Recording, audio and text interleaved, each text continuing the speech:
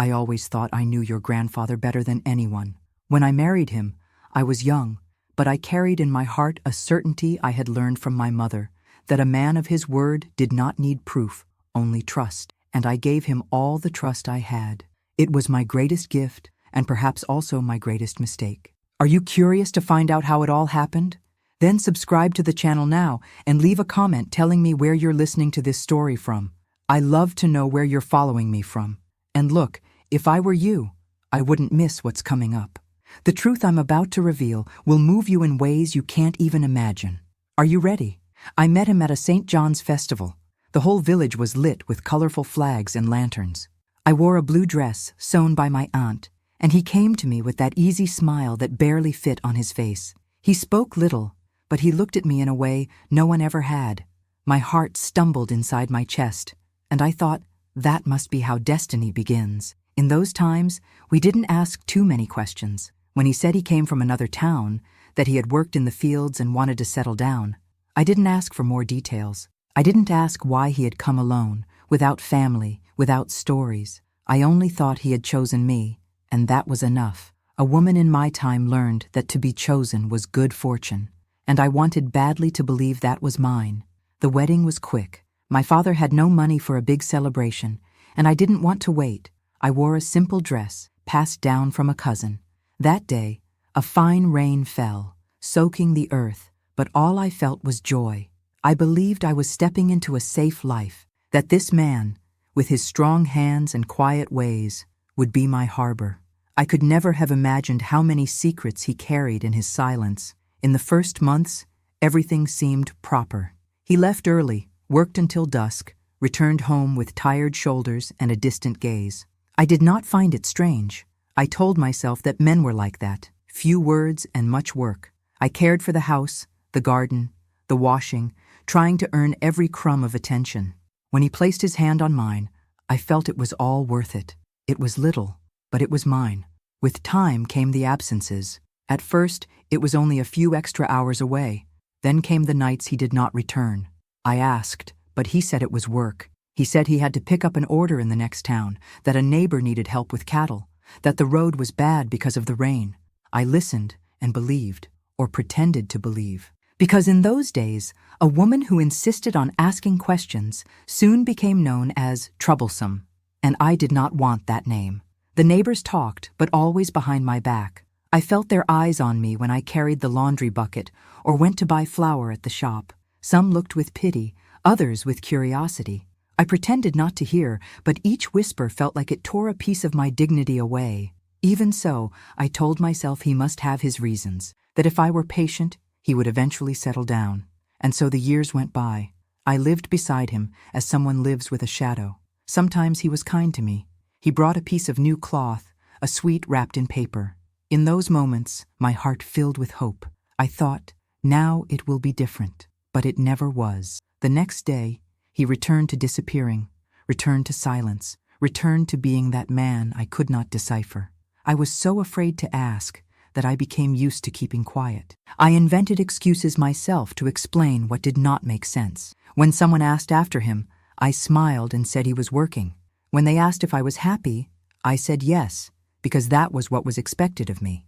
It was easier to tell small lies than to face the big truth that circled my chest. There was a night when he returned very late. I was in bed, pretending to be asleep. When he came in, he stood in the doorway, watching the room. I did not open my eyes, but I felt the weight of his gaze. It was a look I did not know, not guilt nor tenderness. It was the look of someone carrying the world inside. I thought of rising and asking where he had been, but my body would not move. I stayed there, still, wishing everything were different. The next morning, he left before the sun rose. I sat on the edge of the bed, feeling that something inside me had just broken. I knew I had no courage to leave. I knew I had nowhere to go. All I had was that silence, which was mine, and which no one could take away. Time went on its way. The children came, the good harvests and the bad, the illnesses, the long winters, the springs that came late, and he was always there and not there, half present, half absent. I learned to live like that, believing that this was what it meant to be a married woman. believing that every wife secretly carried this kind of loneliness. When the news of his death arrived, it was as if the ground opened under my feet. I cried not only because he was gone, I cried for everything unsaid, for all the questions I never asked, for all the answers he took with him. I cried for the love I had wanted so badly to believe was whole, but never was. I thought that with mourning would come some peace, that at least, in that farewell, I would feel it had been worth it. But it was not so, because on the day of the funeral, life showed me I had not known even half of his story, and there, beside the coffin, I understood. The man I buried was not the faithful husband I imagined, and I did not know which was worse, his death or the death of the lie I had told myself for so long. I know that today, when I tell my story, many people must think I was blind, that any woman with sense would have noticed sooner that something was wrong. But in those times, my daughter, we were taught that a man had his secrets, and that asking too many questions was disrespectful, and I was afraid of seeming ungrateful, afraid of losing the little I believed was love. The absences began softly, as if not wanting to draw attention. At first, it was only a few more hours on the road, some business he said he had to settle. Then came the nights he did not come back. I would sit on the edge of the bed, listening to the wind knocking on the door, counting the creaks of the wood in the roof. I thought that if I prayed hard enough, he would soon arrive, and everything would go back to how it was before. I told myself it was only work, that it was the life of a busy man, a man who wanted to provide for his family. I repeated these words until I believed them, but there was always a small voice deep inside, whispering that this was not normal. That love does not disappear like that without word. There was one night he left saying he was going to fetch a lost ox. I waited until the sun rose, and he still had not come. When daylight came, I went to the corral and counted the oxen. Not a single one was missing. It was then my heart understood what my mouth had no courage to ask. But even so, when he returned, I only asked if everything was all right, and he said it was. I stayed silent, because that was what I knew how to do. The neighbors began to notice. Women see everything, even when they do not say. There was one afternoon when I went to fetch water at the well and met Comadre Rosa. She looked at me with pity. She said she saw me alone so often, that I could count on her if I needed anything. I thanked her but told her nothing, because to speak was the same as admitting I had no courage to change my life. I thought that if I pretended not to see, perhaps the lie would tire of following me. I believed that if I was a good wife, he would remember what we had, that he would come back to me for real, without needing to run away so much. But time only taught me that whoever wants to stay, stays. Whoever wants to love does not hide. The children's birthdays came, and many times he was not there. I invented excuses. I said he was stuck on the road, that the cattle needed tending. I told those stories with a smile that hurt more than any tears, because deep down, I knew he chose to be away, and I chose not to see. Some days he came home with gifts, a scrap of cloth, a piece of sweet, a few colored ribbons. He would hand them to me as if they were proof he still remembered me, and I, so hungry for crumbs, accepted them.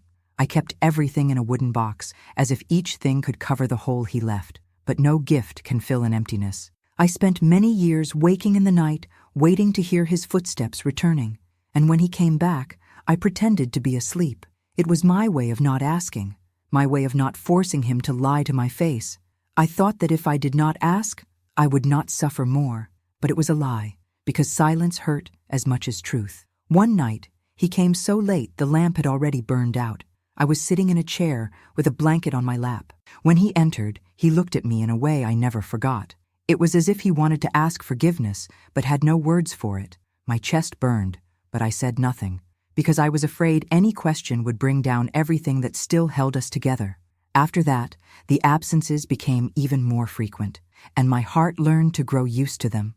I woke alone, drank coffee alone, lay down alone, and I began to think perhaps it was better that way. Because when he was near, I lived in fear he would leave. When he was far, I lived in fear he would never return. And none of those fears let me live in peace. The saddest thing was realizing I helped keep that lie alive. I lied to the neighbors. I lied to my children. I lied to myself. I said everything was fine, that this was normal, that men were creatures born to wander. but every lie I told was another brick in the wall that kept us apart. If there is something that still hurts me today, it is remembering how much I wanted to believe. I thought that if I loved enough, he would change, that my silence would prove my worth. But it did not. The silence only made him more bold in disappearing. Because someone who is never questioned learns to think everything is allowed. I remember one day when I sat on the edge of the bed and begged God to give me strength to ask for the truth. But when he came home, all I could do was smile. And he, seeing my smile, thought I knew nothing.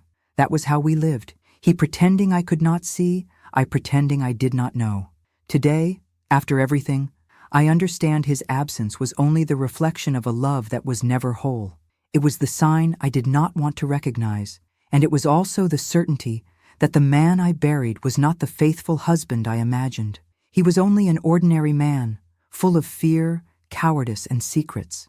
And I, in those days, was only a woman too afraid to lose the little I thought I had. I had spent so many nights imagining the day he would never come back, but even so, when it happened, my heart was not prepared. The news came on a cold morning. The neighbor's son knocked on the gate, took off his hat, and said he had something sad to tell me. I already knew, before he opened his mouth. My heart understood before my mind. The man I had waited for so many nights would never return again. I wept for him. I wept for the time we shared, for the children, for the good hours I kept as consolation. I cried because, despite everything, he had been the person with whom I built my life. And it is not easy to bury a piece of yourself. But what I did not know was that, at that funeral, I would bury the last illusion I had left. His death brought many people to my door. Some came out of duty, others out of curiosity. Some came only to see the size of my grief. I sat in the parlor, in mourning, with the veil covering my face and my hands clenched in my lap. Each person who entered offered a word of comfort, but no embrace could reach where my sadness lived. When they brought the coffin, I felt my legs falter. I wanted to believe that inside lay the man I had loved, but a small voice inside me said I had never truly known who he was. I tried to silence that thought, but it grew every time I looked at that lifeless face. It was in the middle of that afternoon that she appeared. I heard the door open, and when I lifted my face, I saw a woman standing in the doorway. She was not known in that place. She wore a dark, simple dress, but her face did not waver. It was not the look of someone coming to pay respects. It was something else, a strange calm, as if she had been waiting for that moment a long time. She came in slowly, without turning her gaze away from me. The room fell silent. I heard the creak of the wooden floor under her feet, and with every step she took, my heart beat faster. When she stopped in front of the coffin, she did not cry. She just looked, like someone checking to see if the hour had finally come. I wanted to stand up. I wanted to ask who she was, what she was doing there, but I could not. It was as if my voice had stayed stuck in my throat. The woman drew a long breath, turned her face to me, and said, with a firmness I will never forget, I came to say goodbye too, because he was my husband before he was yours. It felt as if all the air had left the room. I heard a murmur among the people. No one dared to speak, but I saw in their eyes that everyone understood. I do not remember how long I stayed there without reacting. My body did not respond. My mind spun, trying to understand if this was real or just another nightmare like so many I had already dreamed. She said nothing more. After a few seconds, she looked at the coffin again and sighed, like someone placing a final period on a long story. Then she turned and left through the door the same way she had come, without hurry and without shame. When the door closed behind her, I felt something inside me had died too. It was not only him I was burying. It was everything I had believed for so long. After she was gone, no one had the courage to look me in the eyes. The visitors began to whisper in corners, and I knew my name would become talk in the village. But in that moment, it did not matter, because the shame of others could not be greater than mine. It was a silent shame, which did not need witnesses to hurt. I stayed sitting there until night fell. When everyone left, I remained alone with the coffin. I passed my hand over the cold wood and thought about everything I had lived beside him. I thought about the absences, the lies, the half-spoken words. I thought about how hard I had fought to keep up an image that had never truly existed. And then I understood that his death was not only the end of a life, it was the end of a farce. I did not cry anymore that day. It was as if my tears had dried. I felt empty. Not even anger remained. Only a quiet sadness, like someone too tired to suffer. I wished he had told me, that he had had the courage to confess he had never been only mine. I thought that perhaps if he had spoken the truth, I might have chosen to stay anyway, or perhaps not, but at least it would have been my choice. That night, when I lay alone in bed, I realized that for the first time in many years, I was no longer afraid of anything, because the worst had already happened. The truth had arrived, even uninvited, and it was cold, but it was also liberating. I no longer needed to pretend. I no longer needed to lie to myself. The man I buried was not the faithful husband I imagined. He was just a man like so many others, full of empty spaces he did not know how to fill. And I, for so long, had been only a woman who believed what she wanted to believe. It was there, in that silent room, that I understood my story was another. A story I would still have to learn how to tell without fear.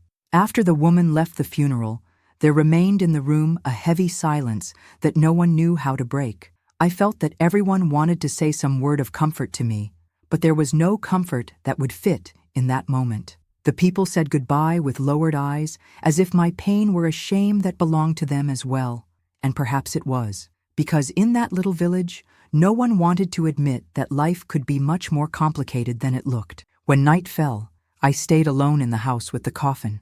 The flame of the lamp trembled on the table and cast shadows on the walls. I stood up, adjusted the veil on my hair, and walked to it.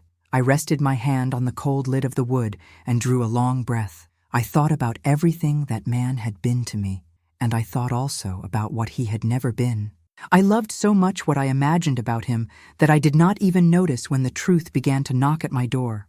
I stood there for a time I cannot measure, remembering the mornings when he would come home with his hat in his hand and say he had spent the night working, remembering the afternoons when he held me as if nothing were wrong. I believed it. I wanted to believe it because it was easier than admitting I had chosen someone who never knew how to be whole. That night, for the first time, I did not cry. The tears had left me. All that remained was a weariness that seemed to weigh in my bones. I sat in the kitchen chair, my hands in my lap, staring at the emptiness. It was there I thought that maybe the greatest mistake was not that he had another woman. Perhaps the greatest mistake was that I had kept silent for so long, because silence grows like stubborn weed. It spreads across your soul until you no longer know what you feel. When daylight came, the funeral ended, and they took the coffin away. I watched him leave for the last time, on the cart covered by a white cloth, and even in that moment, I felt no anger. I felt only a kind of pity, not for him, but for myself, for everything I had lost for fear of asking, for everything I endured for shame of admitting my marriage was an unfinished story. The neighbors came to help clean the house. Each one had a different look in her eyes. Some looked at me with compassion. Some looked at me as if I were to blame for not knowing, but none of them had the courage to say anything. I thanked them in silence, accepted their help because it was custom, but inside myself, I only wished everyone would go away. I needed to be alone with my thoughts, to try to understand what was left of me after the truth. When the house finally emptied, I closed the door and leaned against it. It felt as if I were breathing for the first time in a long while. The air was still heavy, but it was mine. I no longer needed to uphold any lie. I no longer needed to invent excuses. I could, at last, look at my life without pretense. I walked through the rooms like someone visiting a place she does not recognize. I touched the furniture, the objects, the old photographs. Each thing seemed filled with memories, but also with questions I had never asked. I saw his chair leaning against the wall and realized that even when he was alive, that chair was always empty. I simply did not want to see it. That afternoon, I sat on the edge of the bed and closed my eyes. I passed my hands over the sheet and felt the cold fabric. I thought that perhaps that was the first day in my life when I was truly alone. But for the first time, it did not feel like punishment. It was a clean solitude, without lies, without disguise. I stayed there thinking about what would become of me from that day forward. I no longer had the man who said he loved me.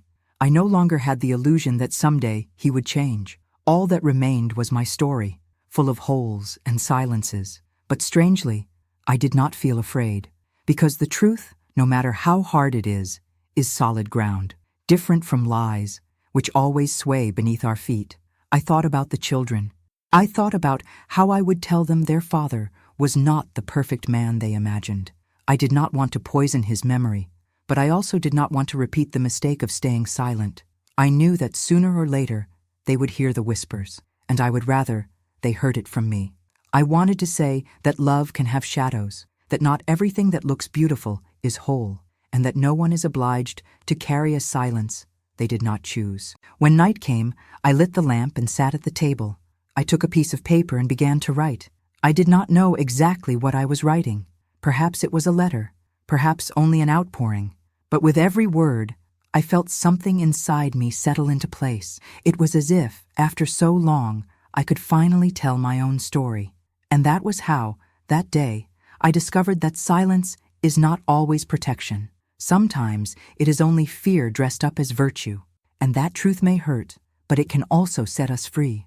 I spent too much time trying to keep up appearances. But there, in that empty house, I decided I would never again choose silence out of fear of losing someone who never wished to stay. The days that came after the burial were unlike anything I had ever lived. I woke up early, as always, but I no longer needed to pretend I was waiting for him. The silence in the house was different. It was no longer that silence full of questions I did not have the courage to ask. It was a clean silence, almost honest, and strange as it may sound, I felt relief. On the first morning after everything ended, I got up slowly. I arranged my hair in front of the mirror and saw my tired face marked by the years and the sleepless nights. I passed my fingers over the lines time had drawn around my eyes and thought that every wrinkle was a memory of what I had endured in silence. I did not feel shame. For the first time, I felt respect for myself. I made coffee as I always did. I set the table just for me. When I sat down, I noticed that I was not crying. There was a sadness, yes, but it was different. It was a sadness that no longer hurt me, that did not steal my breath. I thought perhaps that was the beginning of something new, even if I did not yet know what to call it. The neighbors began to appear with words of comfort. Some came only to see if the story was true. Others arrived with fresh bread or a piece of cheese, as if they wanted to pay some tribute to my grief. I received them all with the same calm. I listened to every bit of advice, every comment, but inside myself, I no longer needed anyone's approval. There was an afternoon when Dona Amelia came in without knocking. She sat in the kitchen chair and looked at me with eyes full of curiosity. She asked if it was true that he had another woman. I did not lie. For the first time, I told the whole truth, without fear of seeming foolish. I said I discovered everything on the day of the funeral. She drew a long breath, made the sign of the cross, and said I was strong. I did not answer, because I did not feel strong. I was only tired of lying. After she left, I stayed thinking about how much energy I had spent trying to uphold a story that was never mine. I always believed love was accepting everything, that being a wife was enduring without complaint. But there, alone in that kitchen, I realized love is not that. Love is also having the right to ask, the right to say it hurts, the right to choose whether to stay. The days went by slowly. I began tending the yard with more care. I planted new seedlings, watered the flowers he never noticed. It was as if I wanted to keep my hands busy so I would not think so much. But even working, my thoughts returned to that coffin, to that woman standing at the door, to everything I had never had the courage to face. Sometimes I sat on the porch and watched the road. I thought of how many nights I waited for him to appear along that path. I thought of the times I heard footsteps, and my heart leapt thinking it was him, and then it was only the wind. It was a sad memory, but it also taught me we suffer like this only when we put in another person all the meaning of our lives. One night I woke up startled, thinking I heard him calling my name. I sat up in bed, listened to the silence, and understood no one was coming. No one would return. And there, alone in the dark, I realized that despite everything, I was still alive. I still had strength to rise, to light the lamp, to make coffee the next day. And perhaps that was what it meant to begin again. What was left after he left was not only pain, it was also a new space inside me, a place that no longer needed to invent excuses, a place that could admit my marriage had not been as I dreamed. And that did not make me less of a woman. On the contrary, it made me someone who, even deceived, chose to live with dignity until the last day. I began to write in an old notebook I found in the drawer. I wrote everything I had never spoken aloud. Each sentence was a release. I wrote about the lonely nights, the birthdays he never came home for, the fear of asking. I wrote as if I were mending torn cloth. Little by little, I felt my story was not only sadness, it was also proof that I could endure and still remain whole. If someone asked me what was left after he left, I would say the truth remained, and no matter how much the truth hurts, it is always lighter than a lie. What remained was the certainty that I no longer had to be afraid of anything, because whoever survives this kind of disillusionment discovers there is no greater shame than the one you feel when you stop respecting yourself. And so, in the days that came after, I began to learn that life does not end when you lose who you love. Life begins again when you find the courage to love yourself. After he was gone and the truth had come to light, many people thought I would withdraw completely, that I would become one of those widows who always keep their heads bowed, who spend their days crying over the past and fearing the future. But the pain that broke me was also the pain that woke me up. It was as if, all of a sudden, I could see everything that had always been before my eyes and that I had pretended not to notice. At first, the loneliness felt like punishment. I would wake and miss even the sound of his footsteps on the porch. My heart had grown so used to waiting for him that even after he was dead, I still heard the creak of the door at night, as if he would walk in at any moment. But as the days passed, I began to understand that this silence was not emptiness, it was freedom. There was a morning when I woke before sunrise. I sat on the edge of the bed and looked over the whole house. Everything was still. I thought of all the times I had wanted to ask where he had been, but stayed silent. All the times I had wanted to leave, but remained. I drew a deep breath and felt something inside me had changed. For the first time, I was not afraid of being alone. That day, I began to do things I had never allowed myself. I went to the village shop, lifted my head, and did not look away from anyone's eyes. I bought new cloth to sew a dress just for me. When I returned home, I spread the fabric on the table and ran my hand over the soft weave. I thought perhaps that was what I had been missing, remembering that I, too, deserved care. In the days that followed, I gave myself small gifts. An afternoon resting in the hammock, a cup of coffee drunk slowly, with no rush to finish, a new towel to brighten the stove, and with each gesture, I felt my chest opening. It was as if I were rediscovering who I had been before him, or perhaps who I could become after. Some of the neighbors found it strange. There were those who said I had turned cold, that I should respect my mourning. But I knew my mourning did not need to look like theirs. I had already wept for everything I lost. Now I wanted to learn to be grateful for what I still had. And what I had, in that moment, was myself. One afternoon, I sat by the vegetable garden and watched the sun sink behind the trees. I thought about how life changes from one day to the next. I thought about how much I had feared losing him, when in truth what I had feared was losing my worth. I always believed that without him I would be nothing. But there, alone, with my hands dirty with soil and my face lined by the sun, I understood I was much, much more than he ever managed to see.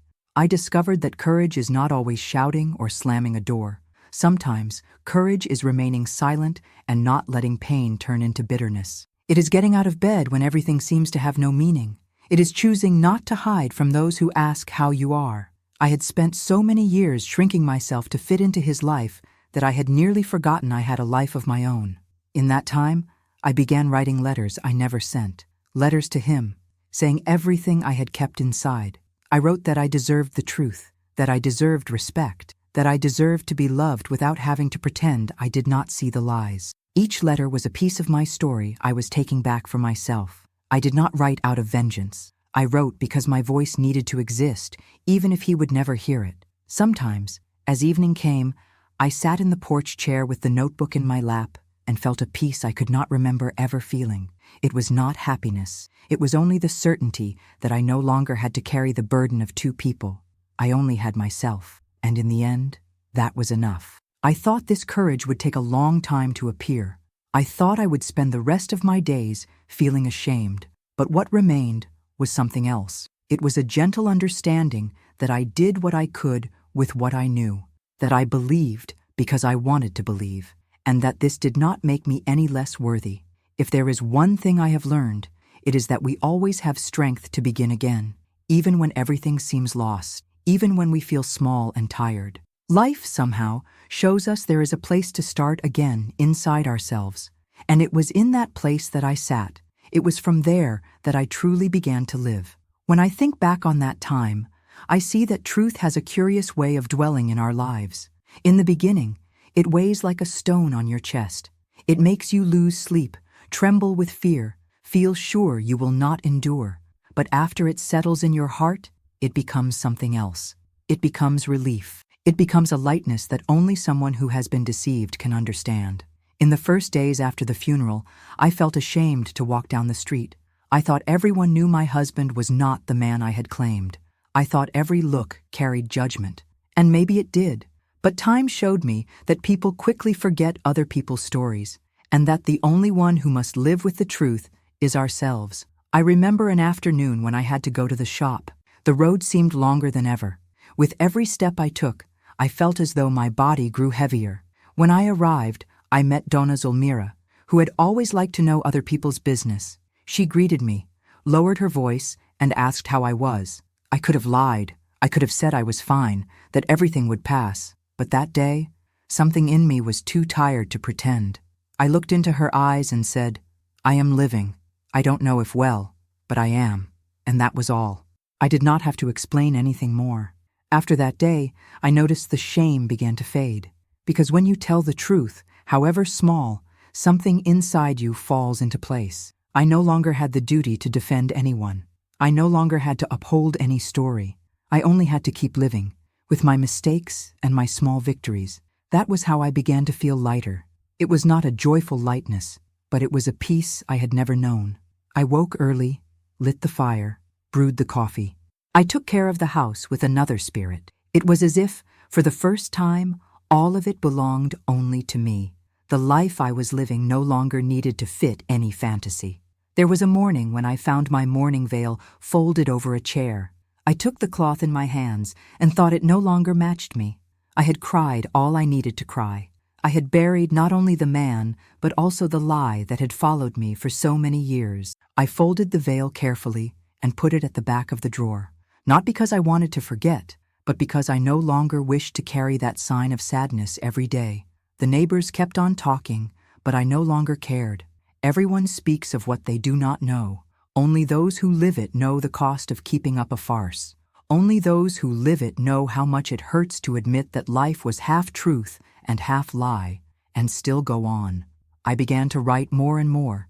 I wrote about him, about myself, about the silences I had invented, so I would not lose what little we had. Sometimes, when I finished a page, I felt like tearing it all up, but I never did, because those words were witnesses to who I had been and who I was becoming. One afternoon, my daughter came to visit me. She sat with me on the porch and held my hand. We stayed silent for a while until she said she was proud of me, that she had never seen anyone endure so much and still keep their heart open. I did not answer, but in that moment, I realized that the weight I carried was not only mine, it also fell on those who loved me. And because of that, I no longer wanted to feed that pain. That was the day I understood that truth has two sides. At first, it breaks everything you have built, but after, it gives you the chance to begin again with less fear. I never again wished to live by lies. Never again wanted to believe my silence was a virtue. I learned that telling the truth, even when it hurts, is the first step toward reclaiming your dignity. When night came, I stayed there alone, looking at the dark sky. I thought of everything I had lived beside him. I thought of what had been beautiful and what had been cruel. I did not want to erase any of it. I did not wish to pretend it had never existed, because every part of that story was mine. But I also understood that my future did not need to repeat the past, that I had the right to live with lightness, without feeling ashamed for having believed. And so it was, with a heart full of marks, that I began to feel whole again. After everything was revealed and the whole village knew what had happened, I spent many days feeling small. I walked through the streets like someone carrying a burden on her back, certain everyone looked at me with pity or judgment. I thought perhaps it was my fault for believing so long, that maybe, if I had done things differently, He would not have looked for another home, another embrace, another woman. But it was in that time that I began to understand none of that guilt belonged to me. I remember an afternoon when I went to the shop to buy flour and sugar. As I entered, I felt every eye turn toward me. The shopkeeper, who had always liked to know other people's lives, asked me in a low voice if I was managing to sleep. I smiled but did not answer, because in that instant I grew tired of giving explanations. I was tired of telling a story no one would ever fully understand. I no longer understood it all myself. That day, I walked back home slowly. With every step I took, it felt as if I was lifting a weight from inside me. When I closed the door, I leaned my forehead against the cold wood and cried. But it was not a cry of shame. It was a quiet cry from someone who was saying goodbye to the habit of apologizing for what she had never done. For the first time, I felt I owed no explanations to anyone. That night, I wrote in my notebook a sentence I have never forgotten. I will no longer ask forgiveness for the silence I endured, nor for the love that deceived me. When I finished writing, I closed the notebook and took a deep breath. It was as if I had recovered a piece of my voice, a piece I myself had tied down for fear of seeming ungrateful. In the days that followed, I continued my life as always. I rose early, swept the yard, tended the chickens, boiled the coffee, but everything felt different, because I no longer carried that need to justify my steps. When some neighbor came to ask if I knew about the other woman, I simply answered that I knew, and when they asked how I felt, I said I was learning to live with the truth, and that was it. Nothing more needed saying. I began to see that the habit of apologizing had always been in me. Since I was a girl, I was taught that a woman must be sweet, patient, resigned. I thought everything that hurt was my fault, that if I were prettier, quieter, more obedient, no one would have deceived me. But time showed me that a man who wants to lie will lie even to himself. And no woman needs to pay the price for that. One afternoon, my daughter brought me a piece of pink cloth. She said it was so I could sew something for myself, that I deserved a new dress. I held that fabric and felt like crying from gratitude. Because in that moment, I understood that no matter how much life hurts us, there is always some good part left worth keeping. I sewed the dress slowly, thinking of how many years I had spent wearing the guilt that was never mine. When I finished, I hung the dress on the wardrobe door. Every morning, I looked at it as if it were a reminder, a promise not to shrink anymore, a promise not to settle for scraps, a promise not to apologize for having believed. The day I wore that dress was the day I went to Mass for his soul. Some people looked at me as if expecting me to cry, but I did not cry. I sat on the bench, prayed for his rest, and prayed also for my peace. When I left the church, I felt the sun on my face and thought perhaps that was the first time I was walking with my head held high without pretending. I discovered that stopping apologizing is not lack of humility. It is only the courage to accept that everyone has their own burden, that mine I carried with dignity, that I loved with sincerity, and that no one could take that from me. If there is something I want to leave you, my daughter, it is this lesson. Do not apologize for having believed in love. Do not apologize for the silence you endured.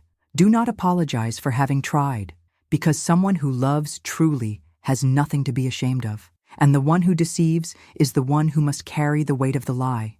It was on that day, in my pink dress and with a peaceful heart, that I knew I never needed to apologize for anything again. I only needed to keep living. It took me many days to decide how I would tell my children the truth. I knew that sooner or later they would hear the whispers. Children grow up and learn to piece together fragments of conversations, and I did not want them to discover it through other mouths. I always believed it was my duty to tell them, even if it would hurt. One afternoon, I called them all to sit in the parlor. The sun was already sinking behind the orchard, shining through the window, lighting up the worn floorboards. I sat in the chair that had been his, perhaps because there I felt I had more courage. They came slowly, each of them carrying on their face the uncertainty of someone who senses they are about to hear something that may change everything. I drew a deep breath, prayed quietly to Our Lady to grant me strength, and began. I said there were things I myself had only learned after he was gone, that not everything we believe in is what truly exists. I told them there had been another woman, that he had a life beyond our home. I saw in their eyes the shock, the hurt, the doubt, But I also saw something that made me keep speaking. I saw respect. No one interrupted me. No one shouted. They stayed there listening, as one listens to a truth they had already suspected. I told only what was necessary. I did not wish to paint him as a monster, because despite everything, he had been their father. He was a man who, in his own way, had moments of kindness. I said no one is only the mistakes they make, but that we must learn not to stay silent before what causes us suffering. Because silence can become a prison, we forget how to escape. When I finished, a great silence settled over us. Each of them lowered their head, as if searching within themselves for the best way to accept it. I did not cry, because my tears had already been shed on other nights. In that moment, I felt only a strange relief, as if there was finally room to breathe. My eldest daughter was the first to speak. She said she was sorry I had carried such a heavy secret alone, that she wished she had known earlier, so she could help me. I held her hand and told her that everyone has their own time to understand the truth, and that I had not spoken sooner because I did not know how, because my fear had always been greater than my voice. The others spoke too. Every word they shared was a step I needed to take to leave that past in its place. I saw that even with the pain, they did not judge me, and that gave me strength, because I had feared they would look at me with contempt, that they would think I had been weak. But in the end, I understood that telling the truth had been my greatest act of courage. That night, after they left, I stayed sitting alone in the parlor. The lamp flickered on the wall, and I felt a deep weariness, but also a peace I had never known. I thought about everything I had carried in silence. I thought about all the times I had hidden my sadness, just so I would not seem ungrateful, and I realized my silence had saved no one. It had only delayed the day when the pain would come to light. I discovered that speaking hurts, but it frees, and that someone who truly loves will understand. My children did not need to think their father had been perfect. They only needed to know that their mother had been sincere, and that even a story full of flaws can be told with dignity. If there is something I have learned, it is that there is no shame in admitting you believed in something that was not real. Shame is spending your whole life pretending you do not see. I spent too much time in that willing blindness. But that day, when I told them everything, I began to see who I really was. When I went to bed, I prayed in silence. I gave thanks for having had the courage to open my mouth. I gave thanks for having found words I thought no longer existed in me. And I asked that my children might never have to carry the weight of a silence they did not choose. After everything I have lived, everything I have endured, and everything I have learned, I often think about what I would say if I could leave you only one lesson, my daughter. I imagine that one day you too will have to decide whether to stay silent or to speak, whether to remain or to leave, whether to believe or to refuse to deceive yourself. And if I can give you any advice, it is this: do not fear the truth. I feared the truth for years. I believed that if I pretended not to see, everything would somehow set itself right. I thought silence was a way to protect my family, to protect myself from humiliation. But silence spared me nothing. It only let the pain grow hidden until it no longer fit inside me. And when the truth finally came, it was worse because I myself had helped to feed it.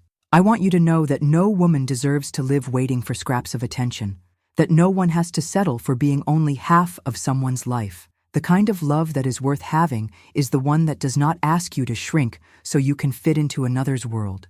And if one day you find yourself making excuses for someone's absence, know that this is the moment to open your eyes, because presence is not something you should ever have to beg for. If I could go back in time, I would have asked more questions. I would have said more often that I deserved respect. I would have gotten up from the table when I saw I was the only one trying to keep the home standing. But I did not know. I believed love meant accepting everything, meant staying quiet, meant never questioning. Today I understand that love is also being able to disagree, being able to say, "This hurts me," without fear of losing. I do not want you to grow up thinking you have to be perfect to be loved. I spent half my life trying to please, trying not to be a bother, trying not to give any reason for him to leave me. But whoever wants to leave will leave anyway, and whoever wants to stay, stays without your having to beg. If one day you feel yourself drifting away from who you are, stop, breathe, and ask yourself if this is a price worth paying. I would trade all the nights I pretended not to know for one single night when I had the courage to speak, because speaking may bring pain, but it also brings clarity. And clarity is what you need, so you will not be ashamed later.